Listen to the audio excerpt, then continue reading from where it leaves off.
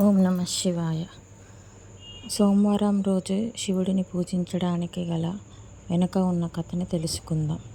ఇది నేను సేకరించిన సమాచారాన్ని మీకు వివరిస్తున్నాను. హిందూ ధర్మంలో శివుడికి ఎంతో ప్రత్యేకత ఉంది. తనను నమ్మి భక్తి శ్రద్ధలతో పూజిస్తే రాక్షసులను కూడా అనుగ్రహించి వారు కోరిన వరాలను ప్రసాదించే భోలా శంకరుడు ఈ పరమేశ్వరుడు. అయితే ఆ మహాదేవుడిని ఎక్కువగా సోమవారం రోజు మాత్రమే పూజిస్తారు. ఇలా పూజించడానికి ఒక ప్రత్యేకమైన కారణం ఉంది. సోమ అంటే చంద్రుడు అని అర్థం. చంద్రుడు శివుడు గురించి పురాణాల్లో ఆసక్తికరమైన కథ ఉంది. దక్షరాజు తన 27 మంది దత్తపుత్రికలను చంద్రుడికిచ్చి వివాహం జరిపిస్తాడు. ఈ 27 మంది 27 నక్షత్రాలను సూచిస్తారు. అయితే వీరందరిలో చంద్రుడికి రోహిణి అంటేనే ఇష్టం. ఆమెతో ఎక్కువగా గడుపుతూ మిగిలిన వారిని నిర్లక్ష్యం చేస్తుంటాడు. చంద్రుడి ప్రవర్తన పట్ల ఆగ్రహం వ్యక్తం చేసిన రోహిణి సోదరీమణులు తండ్రి దక్షరాజుకు ఫిర్యాదు చేస్తారు. ఇందుకు దక్షుడు పలుమార్లు చంద్రుడిని బ్రతిమాలిన హెచ్చరించిన ప్రయోజనం ఉండదు.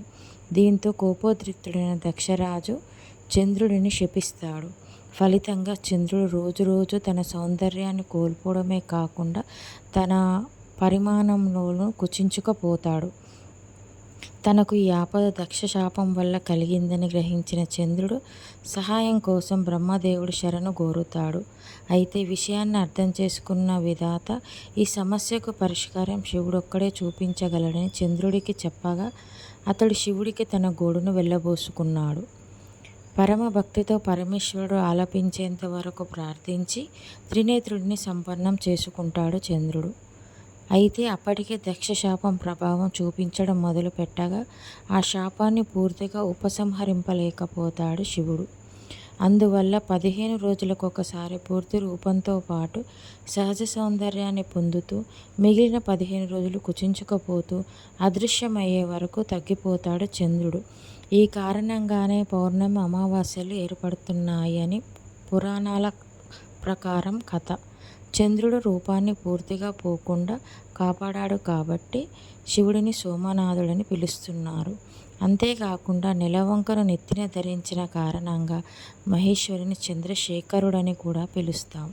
ఈ కారణంగానే చంద్రుడిని సోమవారం రోజు పూజించడం మొదలుపెట్టారు. ఆ రోజు మహేశ్వరుని సేవిస్తే సమస్యల నుంచి మహాదేవుడు తమను రక్షిస్తాడని భక్తులు విశ్వసిస్తున్నారు.